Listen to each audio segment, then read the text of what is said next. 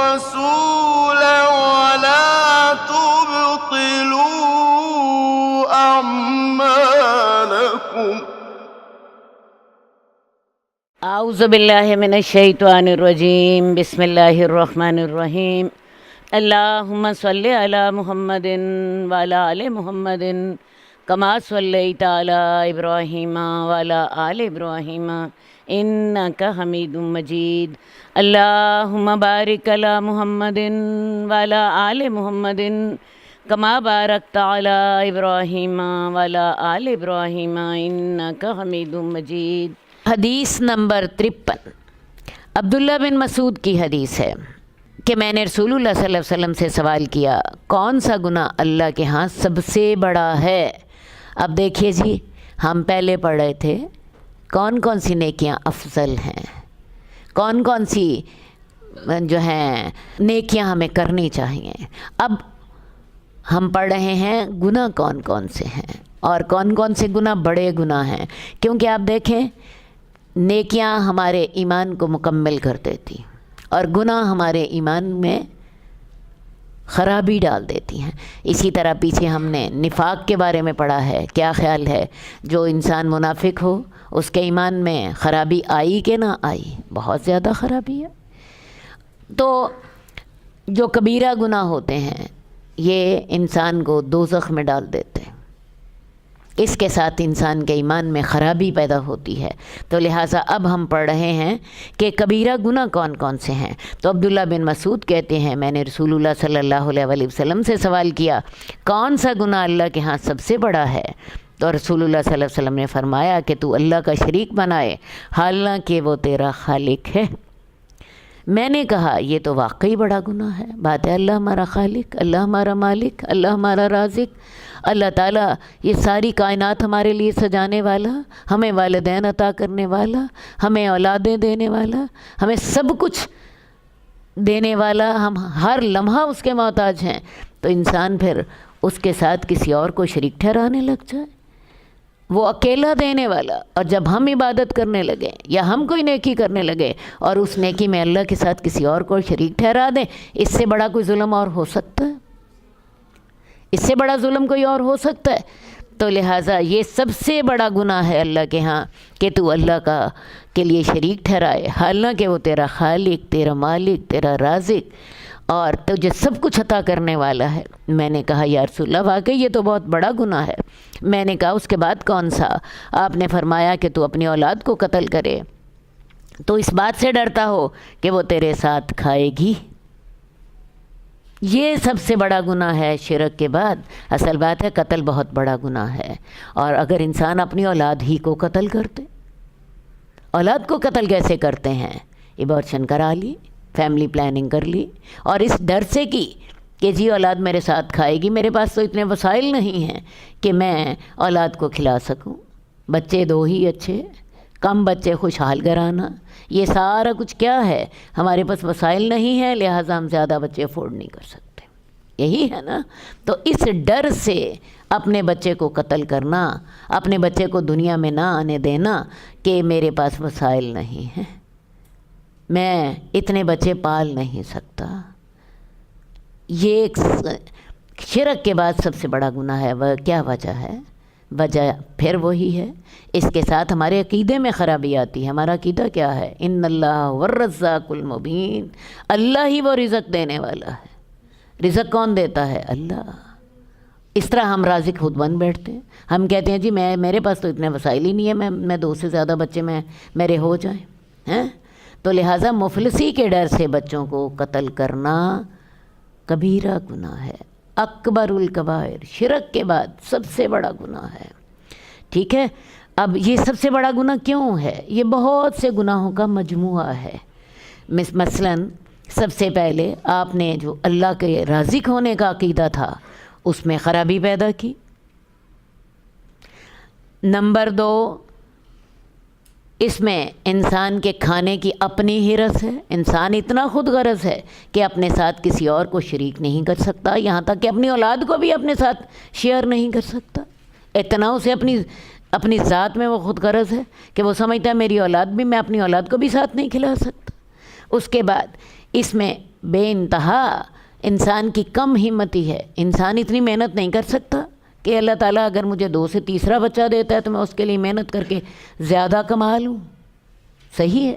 تو میں نے آپ کو بتایا اول تو قتل ہی بہت بڑا گناہ ہے، اس کے بعد سب سے زیادہ قریبی رشتہ دار کو قتل کرنا. انسان کی سب سے زیادہ رشتہ داری اولاد کے ساتھ ہے. پھر اس کے ساتھ انسان کے عقیدے میں خلل آتا ہے.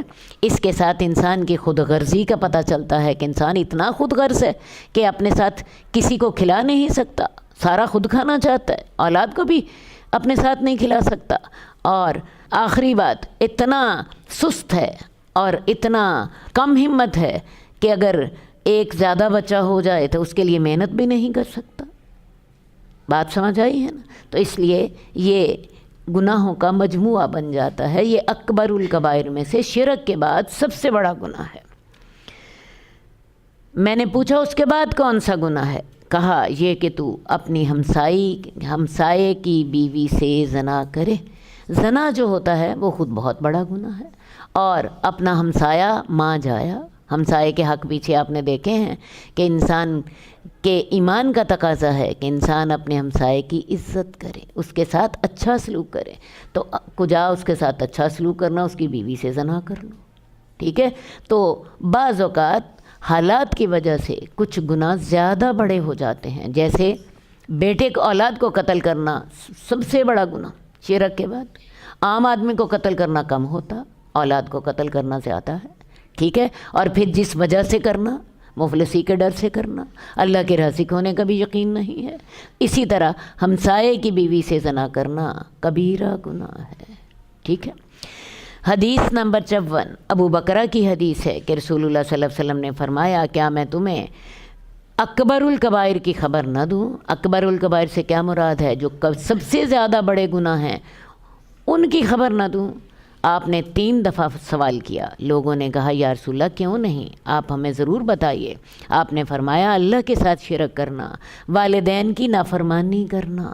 جیسے والدین کے ساتھ نیکی کرنا سب سے بڑی نیکی تھی، اسی طرح والدین کی نافرمانی کرنا سب سے بڑا گناہ ہے.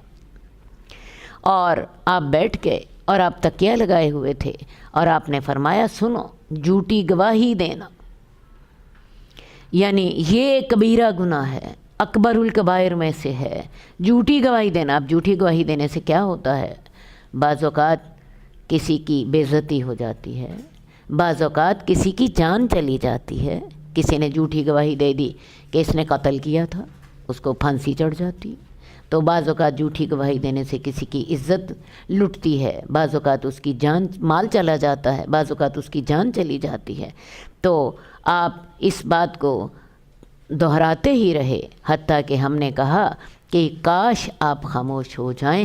آپ نے اس بات کو کیوں اس لیے دہرایا؟ ویسے بھی آپ نے دیکھا پہلے آپ بیٹھے ہوئے تھے اور پہلے آپ تکیہ لگائے ہوئے تھے، تو پھر آپ سیدھے ہو کر بیٹھ گئے اور سیدھے ہو کر بیٹھ کر آپ نے بات کو اتنی دفعہ دہرایا کہ ہم نے سوچا کہ کاش آپ خاموش ہو جائیں. آپ نے یہ انداز اس لیے اختیار کیا تاکہ لوگوں کو اس گناہ کی شدت کا اندازہ ہو جائے، اس انداز کے ساتھ، تاکہ لوگ سمجھ جائیں کہ یہ کتنا بڑا گناہ ہے. قرآن مجید میں بھی اللہ تعالیٰ نے سورہ حج میں ہمیں روکا، فَاجْتَنِبُوا الرِّجْسَ مِنَ الْأَوْثَانِ وَاجْتَنِبُوا قَوْلَ الزُّورِ، اور تم بتوں کی گندگی سے بچو اور جھوٹی گواہی سے بچو. وہاں سورہ حج میں اللہ تعالیٰ نے شرک کا اور جھوٹی گواہی کا اکٹھا سے ذکر کیا. تو لہٰذا جھوٹی گواہی سے بچیں، کیونکہ میں نے آپ کو بتایا کئی دفعہ اس کے ساتھ کسی کی عزت چلی جاتی ہے، کسی کا مال چلا جاتا ہے، کسی کی جان چلی جاتی ہے. تو یہ بھی اکبر الکبائر میں سے ہے. حدیث نمبر 56 ابو ہریرہ کی حدیث ہے کہ رسول اللہ صلی اللہ علیہ وسلم نے کہا 7 ہلاک کرنے والے گناہوں سے بچو. لوگوں نے کہا اللہ کے رسول وہ کون کون سے ہیں؟ آپ نے فرمایا اللہ کے ساتھ شرک کرنا اور جادو کرنا.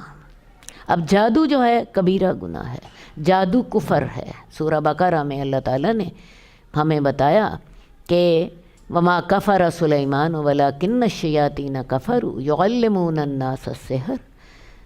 جب حضرت سلیمان کی بادشاہی تھی تو یہود کا خیال تھا کہ شاید جادو کی وجہ سے ان کی بادشاہی ہے، تو اللہ تعالیٰ نے وضاحت کی کہ حضرت سلیمان کی جو بادشاہی تھی وہ تو اللہ نے عطا کی تھی، اور حضرت سلیمان جادو نہیں کرتے تھے، وہ کفر نہیں کرتے تھے، شیاطین کفر کرتے تھے جو کہ لوگوں کو جادو سکھاتے تھے۔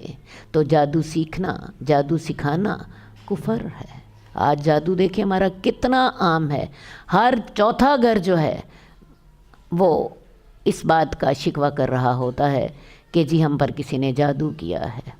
تو جادو کرنا، جادو کرانا، جادو کسی پر ہو جائے تو اس کا توڑ بھی جادو سے نہیں کرنا، کیونکہ وہ بھی حرام ہے۔ جادو کا توڑ قرآنی علم سے کرتے ہیں، قرآن کی آیات سے کرتے ہیں۔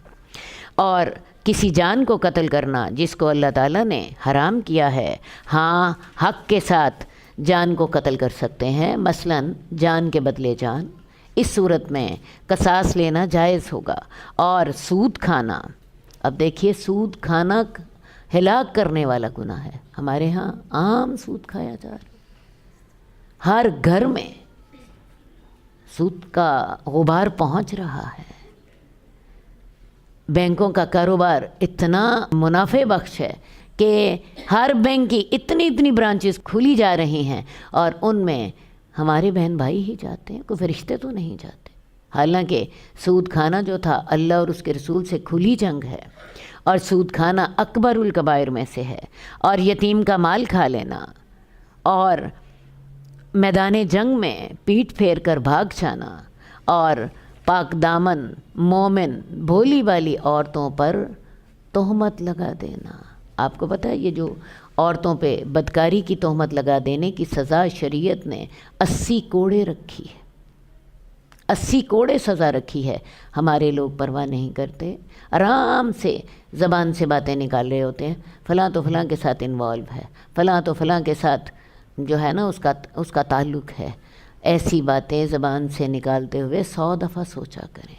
ایسی بات زبان سے نکالنے کا شریعت نے 80 کوڑے سزا رکھی ہے۔ کسی پہ تہمت لگا دینا، کسی کی عزت گنوا دینا۔ اس وقت میں آپ سے وہی بات کہوں گی جو پیچھے بھی ہم پڑھ کر آئے ہیں کہ اگر اس کی جگہ پہ آپ ہوتے تو آپ کی عزت پہ کوئی تہمت لگا دیتا، آپ کو کتنی تکلیف ہوتی۔ سوچیں ذرا، انسان کا ایمان تب تک مکمل نہیں ہوتا جب تک کہ دوسرے کے لیے وہ پسند نہ کرے جو اپنے لیے پسند کرتا ہے۔ ہماری بیٹی پہ کوئی تہمت لگا دے، ہماری بہن پہ کوئی تہمت لگا دے، ہمیں کتنی تکلیف ہوتی ہے۔ ٹھیک ہے، تو یہ بھی کبیرہ گناہ ہے۔ اب یہ جو کبیرہ گناہ ہے، یہاں پہ تو آپ نے صرف 7 کبیرہ گناہوں کا ذکر پڑھا۔ حقیقت یہ ہے کہ بہت سے گناہ کبیرہ ہوتے ہیں۔ ہر وہ گناہ کبیرہ ہوتا ہے جس کے بعد قرآن مجید میں یا حدیث میں عذاب کا ذکر ہو، اللہ یا اللہ کے رسول اس کے لیے عذاب کی دھمکی دیں، وہ کبیرہ گناہ ہوتا ہے۔ یا کسی گناہ کے ذکر کے بعد لعنت ڈالیں، اللہ نے لعنت ڈالی ہو یا رسول اللہ صلی اللہ علیہ وسلم نے لعنت ڈالی ہو، ایسے گناہ بھی گناہ کبیرہ ہوتے ہیں۔ اسی طرح میں آپ کو بتاؤں، جن گناہوں کے بعد حدود اللہ کے لفظ آ جائیں قرآن مجید میں، وہ گناہ بھی کبیرہ ہوتے ہیں۔ اور میں آپ کو یہ بھی واضح کر دوں کہ طلاق کے جو مسائل ہیں اس کے بعد بھی یہ الفاظ آتے ہیں کہ یہ اللہ کی حدیں ہیں، ان کے قریب نہ جاؤ۔ اور وراثت کے مسائل بتانے کے بعد کہ عورتوں کا وراثت میں حصہ ہے، اور دوسرے مسائل بتانے کے بعد بھی یہ لفظ آتے ہیں قرآن مجید میں، یہ اللہ کی حدود ہیں، ان میں کمی بیشی کرنا بھی گناہ کبیرہ ہے۔ اسی طرح جن گناہوں کے بعد قرآن میں یا حدیث میں یہ لفظ آ جائیں کہ اللہ ایسے لوگوں کی طرف قیامت کو نہیں دیکھے گا، قیامت کو رحمت کی نظر سے نہیں دیکھے گا، یا اللہ ان سے کلام نہیں کرے گا، یا اللہ انہیں گناہوں سے پاک نہیں کرے گا، تو یہ گناہ بھی گناہ کبیرہ ہوتے ہیں۔ ٹھیک ہے، تو گناہ کبیرہ جو ہیں یہ صرف یہی 7 نہیں ہیں، یہ تو وہ گناہ ہیں جو موٹے موٹے ہیں۔ باقی اگر قرآن مجید کو ذرا غور سے پڑھیں تو بہت سے گناہ کبیرہ ہیں۔ ابھی آ جائے گا، آگے ہی ابھی آ جائے گا اس میں، بلکہ میں آپ کو بتا دیتی ہوں، حدیث میں آتا ہے کہ جنت میں چغل خور داخل نہیں ہوگا۔ اب آپ دیکھیے چغل خوری کبیرہ گناہ ہے.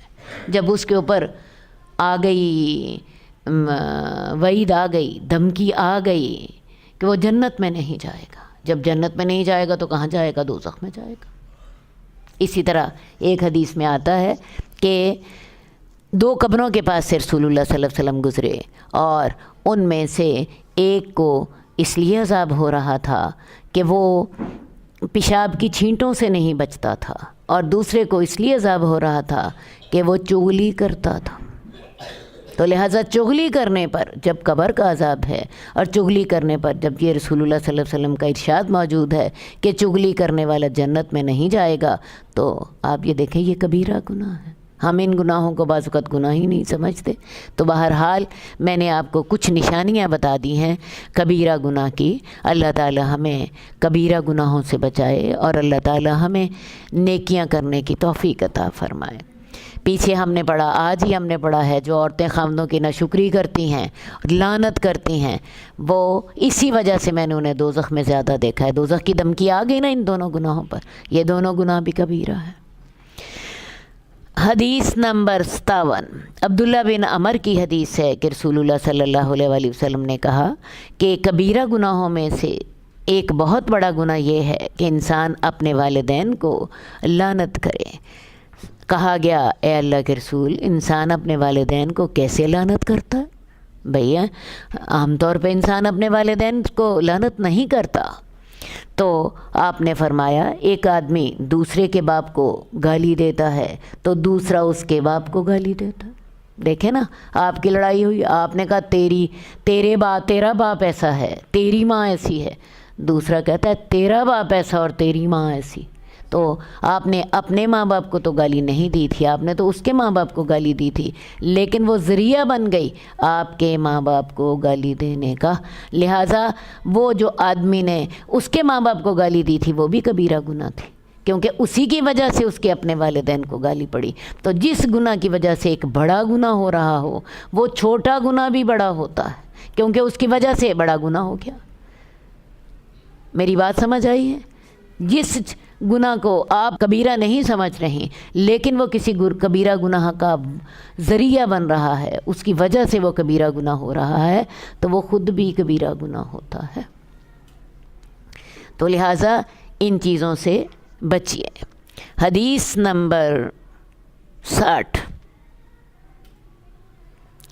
حضرت ابو ذر غفاری کہتے ہیں کہ میں رسول اللہ صلی اللہ علیہ وآلہ وسلم کے پاس آیا، آپ کے اوپر ایک سفید رنگ کا کپڑا تھا اور آپ سوئے ہوئے تھے. پھر میں آپ کے پاس آیا اور آپ جاگ چکے تھے. تو آپ نے کہا کہ کوئی بھی ایسا آدمی جو لا الہ الا اللہ کہے اور پھر اس کی وفات اسی عقیدے پر ہو جائے وہ جنت میں داخل ہوگا. یہ ہم نے کل بحث کی تھی کہ لا الہ الا اللہ جب کہنا ہے تو زبان سے اقرار کرنا ہے اور دل سے تصدیق کرنی ہے اور اپنے عمل سے اس کا ثبوت دینا ہے. لا الہ الا اللہ کہنا جو ہے یہ صرف زبان سے نہیں ہے بلکہ دل سے تصدیق کرنی ہے، سچے دل کے ساتھ کہے اور پھر اس کی اعمال بھی اس کی گواہی دیں. تو جو شخص لا الہ الا اللہ کہتا ہے اور وہ اسی عقیدے پر اس کی وفات ہو جائے وہ جنت میں داخل ہوگا. میں نے کہا، یعنی حضرت ابو ذر غفاری جو کہ اس حدیث کے راوی ہیں، میں نے کہا اگر وہ زنا کرے اور اگر وہ چوری کرے؟ آپ نے فرمایا اگرچہ وہ زنا کرے اور اگرچہ وہ چوری کرے وہ تب بھی جنت میں داخل ہوگا. میں نے کہا اگرچہ وہ زنا کرے اور اگرچہ وہ چوری کرے؟ آپ نے فرمایا ہاں. یہ 3 دفعہ آپ نے ایسے فرمایا اور ساتھ ہی آپ نے فرمایا ابو ذر کا ناک خاک آلود ہو جائے.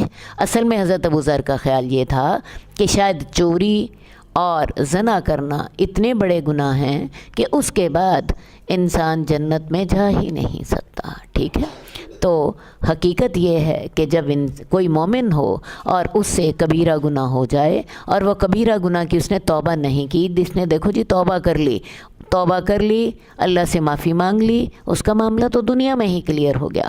اصل بات یہ ہے کہ انسان سے کبیرہ گناہ ہو گیا اور کبیرہ گناہ ہونے کے بعد اس نے توبہ نہیں کی، وفات ہو گئی، اس کی موت ہو گئی. اس کے لیے اب کیا ہے؟ اس کے لیے ایسا ہے کہ اس کو اپنے گناہ کی سزا دوزخ میں بھگتنی پڑے گی. اگر تو اس کا اعمال نامہ گناہوں کا بھاری ہو گیا تو اس کو اپنے گناہ کی سزا جو ہے وہ دوزخ میں بھگتنی ہوگی، تو وہ دوزخ میں سزا بھگتنے کے بعد اللہ اس کو جنت میں داخل کر دیں گے، یا کوئی شخص اس کی سفارش کر دے، ہو سکتا ہے اللہ کسی کی سفارش قبول کر لیں، یہ سارے معاملے اللہ پر ہیں۔ اللہ تعالیٰ اگر چاہیں تو اس کو معاف کر دیں، چاہیں تو اس کو سزا دیں۔ تو اصل بات یہ ہے کہ ایسا شخص جو کہ اللہ پہ کے بارے میں عقیدہ رکھتا ہے، سچا یقین رکھتا ہے اللہ تعالیٰ کی توحید کا، اور اس کے مطابق ہی وہ اپنے اعمال کی بھی کوشش کرتا ہے، اگر اس سے کبیرہ گناہ ہو جائے تو وہ دوزخ میں ہمیشہ نہیں رہے گا، اپنے گناہ کی سزا بھگتنے کے بعد جنت میں داخل ہوگا۔ لیکن اب وہ دوزخ میں اس نے کتنی دیر رہنا ہے اس کا ہمیں علم نہیں ہے۔ ہمارے معاشرے کے لوگ اسی حدیث پر عمل کرتے ہیں اور سوچتے ہیں لا الہ الا اللہ کہہ دیا اور بس ہی ہم جنت میں چلے گئے۔ وہ یہ بات بھول جاتے ہیں کہ اپنے گناہ کی سزا بھگتنے کے لیے اسے جو دوزخ میں رہنا ہے، پتہ نہیں 2 سال رہنا ہے، پتہ نہیں 10 سال رہنا ہے، پتہ نہیں 100 سال رہنا ہے، کیونکہ جنت قیامت کا اکیلا دن 50,000 سال کا ہے۔ قیامت کا اکیلا دن 50,000 سال کا ہے۔ اللہ تعالیٰ نے قیامت کے دن سب کے فیصلے کرنے ہیں، تو لہٰذا ہمیں علم نہیں ہے کہ وہ کتنی دیر دوزخ میں رہے گا، یہ اس کا اور اللہ کا معاملہ ہے۔ اور لوگوں کو یہ بات بھول جاتی ہے، دوزخ میں ایک لمحے کے لیے بھی رہنا جو ہے، کیا خیال ہے کوئی برداشت کر سکتا ہے؟ کوئی برداشت کر سکتا ہے؟ ہم دنیا کی آگ برداشت نہیں کر سکتے، کجا دوزخ کی آگ جو کہ اس دنیا کی آگ سے 70 گنا زیادہ ہے۔ تو لوگ یہ بات بھول جاتے ہیں، لوگوں کو بس اتنی بات یاد رہتی ہے، جس نے لا الہ الا اللہ کہہ دیا وہ جنت میں جائے گا، اپنے گناہوں کی سزا بھگتنے کے بعد وہ جنت میں جائے گا۔ یہ بات بالکل واضح ہے کہ کبیرہ گناہوں کے ساتھ انسان دوزخ میں ہمیشہ نہیں رہے گا، جنت میں چلا جائے گا اپنی سزا بھگتنے کے بعد، جب کہ اس کا عقیدہ درست تھا۔ تو لہٰذا اس بات کو یاد رکھیں کہ اللہ جو اس کے بارے میں فیصلہ کرے، وہ چاہے تو اسے معاف کر دے، چاہے تو اسے سزا دے۔ اللہ تعالیٰ تو ہمیں معاف فرما دینا، اور ہمیں اللہ تعالیٰ ان کبیرہ گناہوں سے بچا لینا، اور اللہ تعالیٰ ہمیں اپنے سیدھے راستے پر چلنے کی توفیق عطا فرما۔ اور ابو ذر غفاری جب کبھی یہ حدیث بیان کرتے تھے تو یہ ضرور کہتے تھے کہ رسول اللہ صلی اللہ علیہ وسلم نے فرمایا تھا ابو ذر کا ناک خاک آلود ہو جائے۔ حدیث نمبر 61 مقداد بن اسود کی حدیث ہے کہ رسول اللہ صلی اللہ علیہ وسلم سے انہوں نے کہا، آپ کا کیا خیال ہے اگر میں کافروں میں سے کسی آدمی سے میری ملاقات ہو، یعنی میدان جنگ میں، تو ہم آپس میں لڑائی کریں تو وہ میرا ایک ہاتھ جو ہے تلوار کے ساتھ کاٹ دے، اور پھر وہ میرے سے ایک درخت کے پیچھے چھپ جائے اور مجھے کہے میں اللہ پر اسلام لایا ہوں، کیا میں اس کو اس کے یہ کہنے کے بعد قتل کر دوں؟ بات سمجھ آئی ہے؟ یعنی حضرت مقداد بن اسود جو ہیں وہ رسول اللہ صلی اللہ علیہ وسلم سے مسئلہ پوچھ رہے ہیں کہ میری اور ایک کافر کی جنگ ہو جاتی، وہ میرا ایک ہاتھ کاٹ دیتا اور میرا ہاتھ کاٹنے کے بعد ایک درخت کے پیچھے جا کے چھپ جاتا ہے، اور جا کے میں جب اس کے قریب جاتا ہوں بدلہ لینے کے لیے تو وہ مجھے کہتا ہے کہ میں تو لا الہ الا اللہ، میں تو اللہ پر اسلام لایا ہوں، لا الہ الا اللہ پڑھ لیتا ہے۔ تو کیا اس کے یہ بات کہنے کے بعد میں اس کے ساتھ اسے قتل کر دوں، میں اپنا بدلہ لوں جبکہ وہ میرا ہاتھ کاٹ چکا ہے؟ ٹھیک ہے، تو آپ نے فرمایا تو اسے قتل نہ کر۔ وہ کہنے لگے، یعنی مقداد بن اسود کہنے لگے، اے اللہ کے رسول، اس نے تو میرا ایک ہاتھ کاٹ دیا تھا، اور اس ہاتھ کے کاٹنے کے بعد اس نے اپنی جان بچانے کے لیے لا الہ الا اللہ کہہ دی ہیں۔ تو رسول اللہ صلی اللہ علیہ وسلم نے کہا تو اسے قتل نہ کر، اگر تو اسے قتل کرے گا تو وہ تیرے درجے پر ہوگا اس سے قبل جب کہ تو اسے قتل کرے، یعنی اگر تو اسے قتل کرے گا تو تو کافر ہو جائے گا، اور وہ تیرے درجے پر ہوگا اس سے قبل کہ اس نے وہ کلمہ کہا تھا جو کہ اس نے کہا تھا، یعنی وہ تو کلمہ پڑھنے کی وجہ سے مسلمان ہو گیا اور تو ایک مسلمان کو قتل کرنے کی وجہ سے کافر ہو گیا۔ تو اگر اس کے کلمہ پڑھنے کے بعد بھی اگر اس کے ساتھ اسے قتل کرے گا تو کافر ہو جائے گا، کیونکہ تو ایک مسلمان کو قتل کر رہا ہے، اور وہ چونکہ لا الہ الا اللہ پڑھ کے مسلمان ہو چکا ہے، وہ تیرے درجے پر آ جائے گا، تو اس کے درجے پر چلا جائے گا۔ تو لہٰذا اگر میدان جنگ میں بھی کوئی شخص لا الہ الا اللہ کہہ دے تو اس کے ساتھ لڑائی نہیں کرنی، کیونکہ وہ اقرار کر رہا ہے، توحید کا اقرار کر رہا ہے۔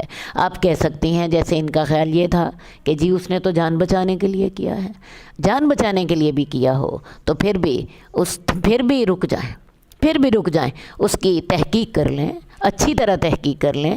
اگر وہ واقعی مسلمان ہے تو پھر تو اس کو زندہ ہی رہنا چاہیے، اور اگر اس نے جان بچانے کے لیے کیا ہے تو پھر آپ اسے بعد میں بھی تو قتل کر سکتے ہیں، بعد میں بھی تو اسے سزا دے سکتے ہیں، لیکن فوری طور پہ چونکہ وہ مسلمان ہو گیا، اس نے اقرار کر لیا، اس کے ساتھ لڑائی نہیں کی جائے گی۔ ہاں تحقیقات کے بعد ثابت ہو کہ نہیں جی وہ مسلمان نہیں ہوا تھا، وہ صرف جان بچانے کے لیے کر رہا تھا اور وہ سچا مسلمان نہیں ہوا، آپ اس کو زیر تفتیش رکھیں، بعد میں بھی تو سزا دی جا سکتی۔ فوری طور پہ اس کے ساتھ لڑائی نہیں کرنی، کیونکہ اس نے لا الہ الا اللہ کہہ کر اپنے مسلمان ہونے کا کم از کم اقرار کیا ہے۔ حدیث نمبر 63، رسول اللہ صلی اللہ علیہ وآلہ وسلم نے فرمایا، حضرت عبداللہ بن عمر کہتے ہیں کہ آپ نے فرمایا کہ جو ہمارے اوپر ہتھیار اٹھائے وہ ہم میں سے نہیں ہے، یعنی جو مسلمان پر ہتھیار اٹھائے، آپ نے پیچھے بھی پڑھا، جو مسلمان سے لڑائی کرے وہ کافر ہوتا ہے۔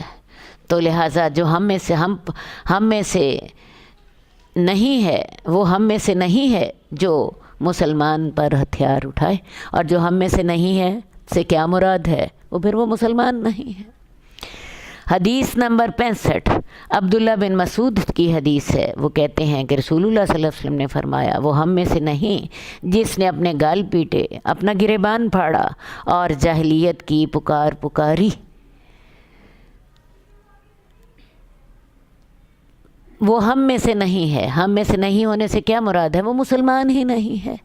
اب کون جس نے اپنے گال پیٹے، آپ نے دیکھا جب کوئی ہو جاتی ہے، میت ہو جاتی ہے تو بہت سے لوگ اپنے گال پیٹ کے ماتم کر رہے ہوتے ہیں، تو وہ ہم میں سے نہیں ہے جو اپنے گال پیٹے اور اپنے گریبان پھاڑے، اپنے غم میں اندر اپنے کپڑے پھاڑ دیتے ہیں، اپنے گال پیٹنے لگ جاتے ہیں اور جاہلیت کی پکارنے لگ جاتے ہیں۔ جاہلیت کی پکار کیا ہوتی ہے؟ ہائے مر گئے، ہائے روڑ گئے، ہائے اللہ نے ہمارے ساتھ کیا ظلم کر دیا، ہائے اللہ کو ہمارے سوا اور کوئی نظر نہ آیا، ہائے ہمارا ہی بھائی اللہ کو زیادہ اچھا لگتا تھا۔ آپ نے سنے ہوں گے ایسے بین، تو یہ جاہلیت کی پکار ہے۔ ہمیں اس وقت کیا کہنا ہے؟ انا للہ و انا الیہ راجعون، اور اپنی زبان کو کنٹرول میں رکھنا ہے، کیونکہ ان کلموں کے ساتھ انسان کیا ہوتا ہے؟ مسلمان نہیں رہتا۔ ماتم نہیں کرنا، صبر کرنا ہے اس وقت۔ وہ ہم میں سے نہیں ہے جو گال پیٹے اور جو گریبان پھاڑے اور جاہلیت کی پکارے۔ حدیث نمبر 66، ابو موسیٰ اشعری کی حدیث ہے۔ حضرت ابو موسیٰ اشعری بڑے سخت بیمار ہو گئے، ان کے اوپر غشی طاری ہو گئی اور ان کا سر اپنے گھر والوں میں سے کسی عورت کی گود میں تھا، تو ان کو طاقت نہیں تھی کہ وہ ان کو کچھ جواب دے سکیں۔ اصل میں ہوا کیا کہ حضرت ابو موسیٰ اشعری جو تھے یہ زیادہ بیمار ہو گئے، تو ان کے گھر کی عورتوں میں سے کسی کے گود میں ان کا سر تھا اور گھر کی عورتوں نے چیخنا پکارنا شروع کر دیا۔ یہ اپنی بیماری کی وجہ سے جواب نہیں دے سکتے تھے، تو جب ان کو افاقہ ہوا، تھوڑی سی ہوش آئی، تو کہنے لگے میں اس سے بری ہوں جس سے اللہ کے رسول صلی اللہ علیہ وآلہ وسلم بری تھے۔ اللہ کے رسول صلی اللہ علیہ وآلہ وسلم اس سے بری تھے جو عورت منہ پیٹے اور جو اپنا سر منڈوائے اور جو اپنا گریبان پھاڑے غم کا اظہار کرنے کے لیے اپنا منہ پیٹے، یہ اور اپنا گریبان پھاڑے، اپنے بعض لوگ اپنا غم کا اظہار کرنے کے لیے اپنا سر منڈوا دیتے ہیں، تو میں اس سے بیزار ہوں جو کہ منہ پیٹے اور اپنا سر منڈوا دے اور اپنے کپڑے پھاڑ دے۔ میں اللہ کے رسول اس سے بیزار ہیں، اللہ کے رسول کا اس کے ساتھ کوئی تعلق نہیں ہے، وہی بات وہ ہم میں سے نہیں ہے، تو لہٰذا یہ جو کام ہے یہ کبیرہ گناہ ہے۔ اللہ تعالیٰ بچنے کی توفیق دے۔ اللہم صلی علی محمد وعلی آل محمد کما صلیت علی ابراہیم وعلی آل ابراہیم انک حمید مجید۔ اللہم بارک علی محمد وعلی آل محمد کما بارکت علی ابراہیم وعلی آل ابراہیم انک حمید مجید۔ مولاي صل وسلم دائما أبدا على حبيبك خير الخلق كلهم مولاي صل وسلم دائما أبدا على حبيبك خير الخلق كلهم محمد سيد الكونين